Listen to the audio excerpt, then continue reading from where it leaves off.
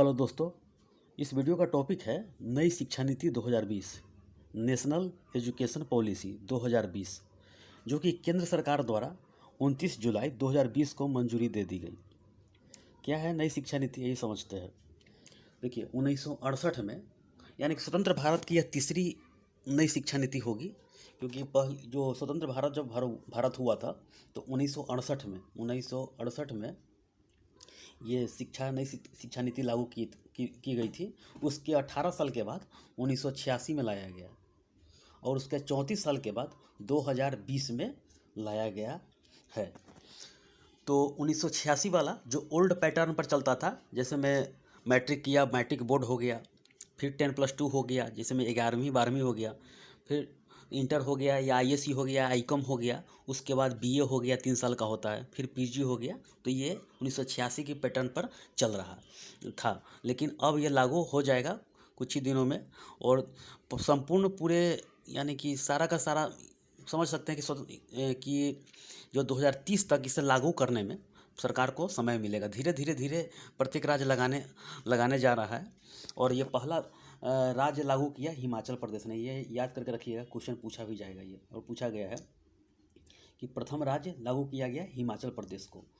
तो 2020 का नई शिक्षा नीति है, इसे याद करके आप लोग रखिएगा। तो देखिए ये शिक्षा नीति किसके अधिकार में आता है, तो मौलिक अधिकार के अंतर्गत में आता है। तो मौलिक अधिकार कितने प्रकार के हैं, तो मौलिक अधिकार 6 प्रकार के हैं।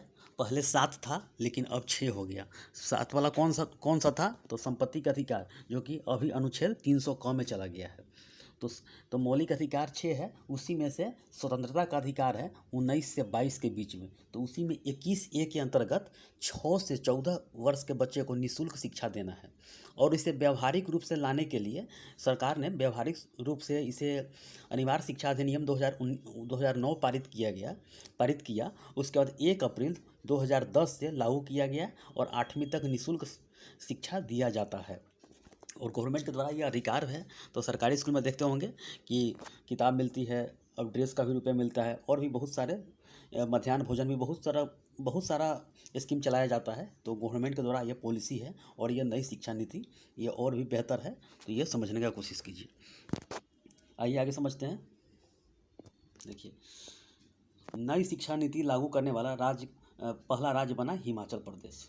हिमाचल प्रदेश लागू कर दिया, तो ये काफ़ी महत्वपूर्ण क्वेश्चन बनेगा। धीरे धीरे प्रत्येक राज्य ये लागू करते जाएगा और 2030 तक बहुत ही बेहतर स्थिति में आ जाएगा। देखिए क्या है कि पहले देखिए इस 1986 वाला शिक्षा नीति के अनुसार बच्चे जब 5 वर्ष के होते थे तो उनके गार्जियन स्कूल में नाम लिखाने जाते थे और वह धीरे करते 1 क्लास में गया, 2 क्लास, 3, 4, 5 ऐसे करते करते ना कोई प्रैक्टिकल की जानकारी, ऐसे ही एग्ज़ाम देना है, वार्षिक एग्ज़ाम देना है, चलते रहा नॉलेज ना प्रैक्टिकल ज्ञान, कुछ ना होना जाना। लेकिन अब गवर्नमेंट चाह रही है, देखिए क्या होता है कि इससे पहले शिक्षा नीति 1986 वाला में, अभी वर्तमान जो परिस्थिति है इसमें मान लीजिए बच्चे मैट्रिक कर लिया, वो कमाने चला गया, उसके पास ना कोई हुनर ना कोई डिग्री सही से है, तो उसको जॉब में कौन रखेगा। तो अब वह गवर्नमेंट चाह रही है कि शुरू से ही बच्चे को डेवलप किया जाए, माइंड को विकसित किया जाए, कंप्यूटर हो, बहुत तरह के कंप्यूटर सिखाकर, कोडिंग सिखाकर, पेंटिंग सिखाकर, ये सब करके आगे बढ़ाया जाए, ताकि मैट्रिक पास करके भी या इंटर पास करके भी बच्चे बाहर जाए तो उसको ये सामना ना करना पड़े, जॉब मिलेगी ही और व्यावसायिक शिक्षा भी दी जाएगी। बहुत लगातार ये प्रयास करने का कोशिश कर रही है। तो आगे देखिए क्या होता है, आइए समझते हैं। देखिए नई शिक्षा नीति 2020, नई शिक्षा 2020 के बारे में समझते हैं। ये नेशनल एजुकेशन पॉलिसी 2020 है ये। तो केंद्र सरकार द्वारा 29 जुलाई 2020 को यह मंजूरी दे दी और 1986 में ये स्वतंत्र भारत की पहली आया था। 1968 में पहली बार, 1986 में दूसरी बार और 2030 में ये तीसरी बार शिक्षा नीति बनी है ये। तो नई शिक्षा नीति निर्माण कैसे हुआ, तो देखिए कस्तूरी रंगन समिति, जो कि इसरो में भी काम कर चुके हैं ये व्यक्ति। तो डॉक्टर कस्तूरी रंजन की अध्यक्षता में यह समिति का गठन किया गया। कब, जून 2017 में किया गया, जो कि केंद्र सरकार की ओर से किया गया। ये केंद्र ही कानून बनाता है, तो केंद्र को रिपोर्ट किया यानी कि उस समय अध्यक्षता किया, समिति का गठन किया और यह रिपोर्ट 2 मई में 2009 में दिया गया और गवर्नमेंट रख लिया। उसके बाद केंद्र ने 2020 में इसे मंजूरी दे दी। तो इतना समझ गए। तो रिपोर्ट 2020 में आ गई इसे। तो देखिए, मौलिक अधिकार 12 से 35 के अंतर्गत ये आता है शिक्षा का अधिकार, जो कि 86वें संविधान संशोधन 2002 द्वारा 21A को जोड़ा गया था। 86वें संविधान संशोधन 2002 द्वारा 21A को जोड़ा गया, यानी कि आर्टिकल 21 है। और 6 से 12 तक निःशुल्क शिक्षा इसमें दिए जाने का प्रावधान है और इसे व्यावहारिक रूप में संसद द्वारा निःशुल्क एवं अनिवार्य शिक्षा अधिनियम 2009 पारित कर दिया और उसके बाद 1 अप्रैल 2010 से 8वीं तक के निःशुल्क फ्री शिक्षा का अधिकार दे दिया गया। निःशुल्क शिक्षा का अधिकार दे दिया गया। तो ये शिक्षा नीति है। शिक्षा नीति का अधिकार, ये कानून भी पारित होकर भी ये काम हो रहा है। तो 2010 से ये लागू चल रहा है। देखिए, इतना हो गया। आइए आगे समझते हैं। इतना हो गया। देखिए क्या है कि 1986 वाले में कंपेयर करेंगे कि क्या था उस समय। तो नेशनल एजुकेशन पॉलिसी 1986 में नेशनल NEP, इसका शॉर्टकट फार्मूला है। तो इसका शॉर्टकट तो 2020 में समझेंगे NEP के बारे में और 1986 के बारे में। देखिए, पहले हम लोग पढ़ते थे 10+2, यानी कि मैट्रिक किया और इंटर किया, हो गया। तो और BA MA PG करते थे। MPhil के बाद PG होता था, लेकिन इसे अब MPhil के बाद PhD होता था, लेकिन अब MPhil को ख़त्म कर दिया है और उसके बाद अब लगातार PhD कर सकते हैं अब इस नियम के अनुसार। तो 10+2 मॉडल पर चलता था ये और GDP का 1.8% खर्चा होता था, ये 1986 वाले कानून पर, यानी कि नीति पर। और इसमें देखिए 6 से 16 वर्ष के बीच में बच्चे 10th करते थे और अनौपचारिक शिक्षा, यानी कि इसमें physics, chemistry, biology, Sanskrit, Hindi, सारा का सारा सब कुछ पढ़ना पड़ता था। इसमें कोई सब्जेक्ट चुन नहीं सकते थे। लेकिन अब तो है कि कोई भी सब्जेक्ट चुनने का अधिकार भी हो गया। लोकल लैंग्वेज में बात करना है, पढ़ना है, ये सभी है, सब कुछ दे दिया है। और पहले इसको 1986 वाले समझ लेते हैं। तो 6 से 16 के बीच में औपचारिक शिक्षा दिया जाता था, यानी कि फॉर्मल एजुकेशन। और उसके बाद 16 से 18 के बीच में स्ट्रीम एजुकेशन, यानी कि किसी विषय को चुनने का अधिकार, चूज एनी सब्जेक्ट। तो 2 वर्ष इसमें चलता था। तो जैसे मैं किसी को कॉमर्स लेने का मन है, किसी को साइंस लेने का मन है, किसी को आर्ट लेने का मन है, तो वो अपना ये लेते थे। लेकिन अब यह नियम चेंजिंग। तो आइए समझते हैं 2020 में क्या चेंजिंग हुआ है। तो देखिए 5+3+3+4 मॉडल पर यह आधारित है ये। और इसमें GDP का, उसमें 10+2 वाला था, ये 5+3+3+4 मॉडल पर आधारित है। और इसमें GDP का 6% यानी कि खर्च किया जाएगा, व्यय किया जाएगा। तो ये काफ़ी अच्छा स्कीम है गवर्नमेंट के द्वारा। और देखिए क्या है इसमें। देखिए 3 से लेके 8 ईयर्स तक बच्चे को, 3 से लेके, यानी कि पहले 5 वर्ष में एडमिशन कराया जाता था, लेकिन अब 3 से लेके 8 ईयर्स तक बेसिक फाउंडेशन दिया जाएगा, जो कि आराम से उसी में बच्चा खेलेगा, पेंटिंग करेगा, लेपा पोत जो भी होगा, कलम फेंका फेंकी ऐसा ही करेगा, जो करेगा स्कूल में ही करेगा। तो उसको कुछ ना कुछ प्रैक्टिकल, यानी कि प्रैक्टिकल नॉलेज दिया जाएगा, ऐसे करो ऐसे करो। जो बच्चा घर में खेलता था 5 वर्ष में, वो अब स्कूल में खेलेगा। तो टीचर लोग खिलाएंगे। जो टीचर लोग पहले घर में अपने हरकते थे कि बच्चे को नहीं खिलाएंगे, अब वो बच्चे को खिलाएंगे, अब स्कूल में अब खिलाएंगे। तो समझिए कि तो इसमें नो एग्ज़ाम होगा। एग्ज़ाम का होगा, बच्चा का माइंड उतना डेवलप नहीं होगा तो एग्ज़ाम क्यों होगा। सिर्फ प्रैक्टिकल नॉलेज, पेंटिंग हो, कुछ हो करवा देगा, कुछ हो सिखा देगा। इसमें जितना सब कुछ है तो सिखाने हैं, लेपा पोत, माटी फेंक, कुछ हो, लेकिन सिखाएगा इसमें। तो इसमें 1 और 2 क्लास का डिग्री दिया जाएगा, 1 और 2 क्लास पार। इसमें 3 से 8 के बीच में 1 और 2 पार हो जाएगा इसमें। देखिए तो ये 5 हो गया, 3 से 8 ईयर्स के अंदर में। तो बेसिक फाउंडेशन दिया जाएगा, इतना समझ लीजिएगा, बेसिक फाउंडेशन इसमें दिया जाएगा। इतना समझ गया, नहीं आगे समझते हैं। और 5+3 के बाद 3 में समझते हैं। इसमें 3 से 8 वर्ष का बच्चा हो गया, फिर 9 से 11 वर्ष के बीच में 3, 4, 5 क्लास का इसमें एग्ज़ाम होगा। देखिएगा 9 से 11 के बीच में 3, 4, 5 के क्लास का एग्ज़ाम होगा और बच्चे थोड़ा डेवलप हो जाएंगे, उसका माइंड डेवलप हो जाएगा। तो प्रारंभिक इसमें लैंग्वेज दिया जाएगा और लोकल लैंग्वेज भी, जैसे उड़िया सीखना है, बंगाली सीखना है, भोजपुरी सीखना है, जो भी सीखना है। और इंग्लिश, जिसको मन है इंग्लिश भी ले सकता है, तो इंग्लिश इसमें एग्ज़ाम होगा। तो प्रिपरेटरी स्टेज होगा। तो तो शुरुआती दौर में ये प्रारंभिक दौर में ये बच्चे लोग सीखेंगे। तो 3 4 5 ऐसे निकल जाएगा तो 9 से 11 वर्ष के बच्चे हो जाएंगे। आइए आगे समझते हैं। फिर 5+3 हो गया, फिर +3 में आइए 12 से 14 वर्ष के बच्चे मध्यम स्टेज यानी कि मिडिल स्टेज में आ जाएगा। तो इसमें 6 7 8 क्लास का हो जाएगा, तभी से हुनरबाज बन जाएगा। सिलाई, vocational, painting, math, arts, commerce, computer, जो सीखना है भैया सब सीखेगा इसमें। तो छोटा बच्चा ये काफ़ी आगे इसका माइंड डेवलप हो जाएगा, तो ये इसको सीखने में काफ़ी मदद मिलेगा। और जो बच्चे मैट्रिक पास करके गरीबी की हालत में चाहे कहीं भी किसी अवस्था में बाहर चले जाएंगे तो उसको हुनर रहेगा, तो कोई भी काम सीख लेंगे, सीखे हुए रहेंगे और करने में माहिर हो जाएंगे। तो इसका भी ये भी सरकार का ये पॉजिटिव थिंक है। और लास्ट में 4 आया तो देखिए 15 से 18 हो गया। इसमें सेकेंडरी कर सकते हैं, इसमें हायर सेकेंडरी बोल सकते हैं इसको। तो 15 से 18 है तो 9 10 11 12 इसमें सेमेस्टर सिस्टम हो जाएगा और साल में 2 एग्ज़ाम होगा। साल में 2 एग्ज़ाम होगा और दोनों को मार्कशीट जोड़ के एक बार फाइनल निकाला जाएगा दोनों एग्ज़ाम का। इसमें क्या है कि टेक्निकल भाषा में पढ़ाई होगा, इसमें याद करना नहीं पड़ेगा और एनी सब्जेक्ट चुनना पड़ेगा। यानी चुन सकते हैं, कोई भी सब्जेक्ट चुन सकते हैं। मन है फिजिक्सो पढ़ने का, बायोलॉजी पढ़ने का, कॉमर्सो पढ़ने का, आर्ट्सो पढ़ने का, कोई भी पढ़ सकते हैं। फ्री है, स्वतंत्र है आप। तो फॉरेन यानी किसी लिए स्वतंत्रता का अधिकार दे दिया गया है। स्वतंत्रता के अधिकार में 19 से 22 अनुच्छेद है, इसलिए स्वतंत्र है, आप लोग पढ़ते रहिए। तो चौथा ये हो गया, 4 हो गया। तो इसमें याद करना नहीं पड़ेगा एनी सब्जेक्ट। और फॉरेन लैंग्वेज भी चुन सकते हैं, कहीं विदेश चले गए, दुबई बैठकर चले गए जहाज़ में, कहीं और भी चले गए, सिंगापुर चले गए, मलेशिया, दुनिया में कहीं भी चले गए, तो आप लोगों के लिए ये काफ़ी फ़ायदा करेगा ये। तो इतना समझ गए।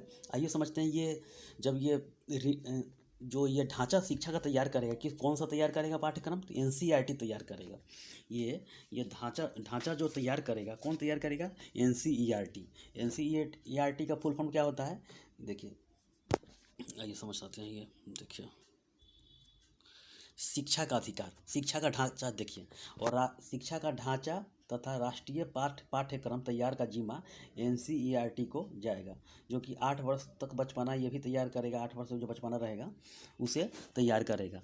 यानी कि 3 से 8 वाला बेसिक फाउंडेशन, समझ गए ना। 5+3+3+4 तो ये 8। तो एनसीईआरटी का फुल फॉर्म समझ लेते हैं, और इसका फाउंडेशन कभी कभी एग्जाम में फुल फॉर्म पूछ देता है। तो national council of educational research and training, यानी कि राष्ट्रीय शैक्षिक अनुसंधान और प्रशिक्षण परिषद। इसका स्थापना 1961 में न्यू दिल्ली में हुआ था, जो कि केंद्र सरकार के द्वारा ही है। तो इतना बेसिक जानकारी चाहिए आपको। देखिए आइए क्वेश्चन ये सब पूछा जाएगा। वर्ग 5 तक स्थानीय भाषा में, मातृभाषा में शिक्षा दिया जाएगा। तो वर्ग 5 तक आप लोकल भोजपुरी बोलतानी समझ सकते हैं, नेपाली समझ सकते हैं, लोकल लैंग्वेज में जो जैसा हो, जैसा मन हो, बंगाली, उड़िया, गुजराती, मराठी, मलयालम, कन्नड़, तमिल, कोई भी सीखना हो सीखिए। और देखिए आगे समझते हैं। उसके बाद यानी कि देखिए जब मध्यम एज में होगा तो उसमें भी अपन इंग्लिश सीख सकते हैं, कोई भी भाषा, यानी कि हिंदी जानकारी हिंदी चाहिए। तो ये आगे समझते हैं। क्वेश्चन में दिया है कि वर्ग 6 से कंप्यूटर कोडिंग, देखिए वर्ग 6 से कंप्यूटर कोडिंग तथा इंटर्नशिप की सुविधा दिया जाएगा, यानी कि व्यावसायिक शिक्षा दिया जाएगा। पढ़ाई को छोड़ने पर कठिनाई नहीं होगी, क्योंकि बाहर में कमाने जाएंगे बच्चे तो हुनर रहेगा, तो हुनर में कोई भी काम मिल जाएगा। और अभी है तो बीए एमए हो जाने के बाद भी कोई प्रैक्टिकल नॉलेज नहीं होता है, तो इसीलिए प्रॉब्लम खड़ा हो जाता है। तो सरकार सोच रही है कि शुरू से ही बच्चे को परिपक्व किया जाए। तो ये क्लास 6 से कंप्यूटर कोडिंग सिखाया जाएगा। तो कंप्यूटर कोडिंग इंटरनेट है, फाइबर, यानी कि पूरे पृथ्वी पर इंटरनेट की व्यवस्था होने जा रहा है 5G के चलते। 5G आ जाएगा तो नेट की दिक्कत नहीं है, बच्चे कंप्यूटर भी सीख लेंगे। मोबाइल 5G का लॉन्च होने वाला है, हो ही गया है। तो गवर्नमेंट के द्वारा ये पॉलिसी है कि बहुत आगे कदम बढ़ाना है, हर गांव में, हर पंचायत में टावर लगाना है इंटरनेट के लिए। तो ये सब व्यवस्था होना चाहिए, हो रहा है धीरे धीरे, गवर्नमेंट के द्वारा पॉलिसी है, काफ़ी अच्छा हद तक चल रहा है। तो व्यावसायिक शिक्षा दिया जाएगा, पढ़ाई को छोड़ने पर कठिनाई नहीं होगी। ये समझ गए। आइए समझते हैं। 9 से 12 के लिए सेमेस्टर सिस्टम, मैंने बताया है कि सेमेस्टर सिस्टम चलेगा। 9 10 11 12 साल में 2 एग्जाम होगा, दोनों को जोड़कर मार्कशीट तैयार किया जाएगा, लास्ट में रिजल्ट दिया जाएगा। इसमें याद करना नहीं पड़ेगा एनी सब्जेक्ट को, यानी फॉरेन लैंग्वेज भी ले सकते हैं, यानी सब्जेक्ट को कोई भी ले सकते हैं। ज्योग्राफी पढ़ने का मन है, बायोलॉजी पढ़ने का मन है, कोई सब्जेक्ट लीजिए, पढ़ते रहिए, आप एकदम स्वतंत्र है, हर सब्जेक्ट का ज्ञाता बन जाइए।